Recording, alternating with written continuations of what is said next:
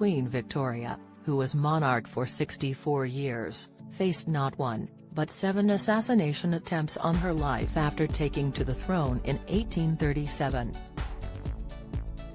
In comparison, Queen Elizabeth, who sat on the throne for 70 years and lived until 96 years old, had 3 assassination attempts made against her life.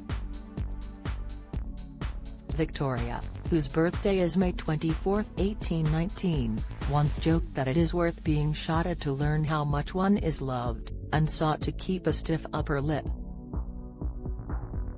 But her journals tell a different story. As time went on and the number of attempts made against her life mounted, she struggled with crowds and some of the lenient sentences given to her attackers. Here, Express.co.uk takes a closer look at the 7 assassination attempts that speckled her long reign. The teenager who sought fame, Edward Oxford, was the first of Victoria's assassins, and he was one who was very nearly successful. After seeing her riding in an unguarded open-top carriage with Prince Albert one evening, the gun-obsessed 21-year-old Lonor clocked how easy it would be to do the deed. Soon, he became engrossed with the idea, particularly when he realized that she was 4 months pregnant with her first child. After securing the weapons necessary in Lambeth, South London, he went to Constitution Hill on June 10, 1840, to wait for Victoria to take her evening carriage ride. And at the sound of horses' hooves, he stepped from the shadows and fired his pistols, spooking the horses, which then bolted off. Fortunately, the Queen was unharmed, but her strife was not over yet. It later emerged that Oxford had sought notoriety and he was eventually acquitted on the grounds of insanity, making the Queen furious. After spending almost 3 decades in an insane asylum, he was shipped off to Australia under the alias John Freeman.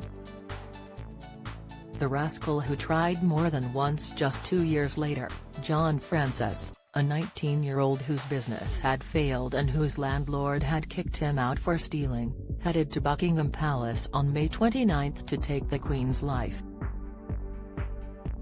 However, Albert spotted him wielding a gun and alerted the guards, but he slipped away. Albert then accompanied Victoria on her ride the following day in a bid to spot the rascal's face in the crowd. Just as with Oxford, when the carriage reached Constitution Hill, Francis stepped forward and shot. But he too missed and was sent to prison and later sent abroad to what is now Tasmania. Another notoriety-seeking teen then, on July 3, 1942, another teenager attempted the deadly deed. John Bean, who had been mistreated due to his spine curvature and lived on the streets, joined the crowds outside Buckingham Palace. He raised a pistol and fired with no gunshot. Nevertheless, a bystander witnessed the entire scene and then dragged him to the police station. At his trial, the judge concluded that he had, just like Oxford, sought notoriety, and was sentenced to just 18 months in prison. However, historians note that the ordeal was downplayed as it was feared that the incident may inspire copycats. Bean later took his own life in 1882, describing himself in his letter to his wife as having been more sinned against than sinning. Motive unknown. On May 19, 1849, Irish immigrant William Hamilton followed in the footsteps of many of the wannabe assassins before him and went to Constitution Hill. He attempted to shoot the Queen, but he had much in common with his predecessors: he failed. The Queen heard the noise and is said to have asked her footman what happened, who matter-of-factly responded, "Your Majesty has been shot at." His motive remains a mystery, as the police found no evidence of his being involved in an Irish revolutionary group hoping to bring down the Queen as was suggested. After serving a 7-year prison sentence, he too was sent to Australia.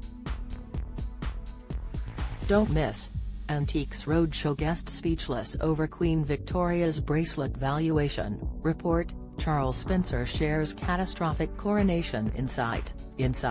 Victoria's mother was at center of baby scandal that rocked society. Analysis: a strike over the head. Then on June 27, 1850, Victoria was riding an open-top carriage with her 3 children after visiting her uncle in Piccadilly, when she was struck over the head. Robert Patay, a former British Army officer, whacked her over the head with a metal-tipped cane which drew blood and had the potential to kill. But the Queen remained calm, simply stating, "I am not hurt."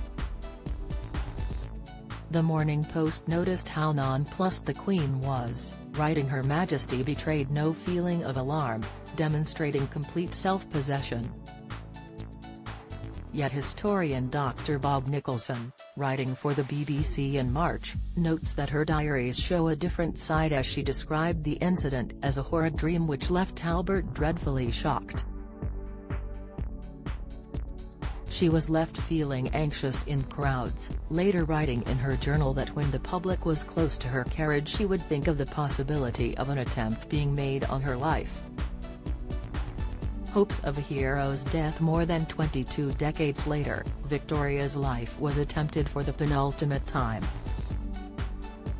Arthur O'Connor, whose uncle was a radical Irish revolutionary, concocted a plan to die a hero's death. He planned to put a gun to the monarch's head and force her to free Irish Republican prisoners. But he was caught by Victoria's servant John Brown as he climbed over Buckingham Palace's gates. The 17-year-old was handed what Victoria felt was an extremely lenient sentence of 1 year of hard labor and a whipping. He was later sent to Australia, in a bid to put the Queen's mind to rest, but he later returned to Britain, proclaiming that he hoped to be killed by police. He lived out the rest of his years in and out of asylums. The final attempt in 1882, the final assassination attempt was made on Victoria's life. Roderick MacLean, whose personality had changed after a blow to the head, fired at Her Majesty while she rode a carriage. But he missed and spent the rest of his days in Broadmoor Psychiatric Hospital.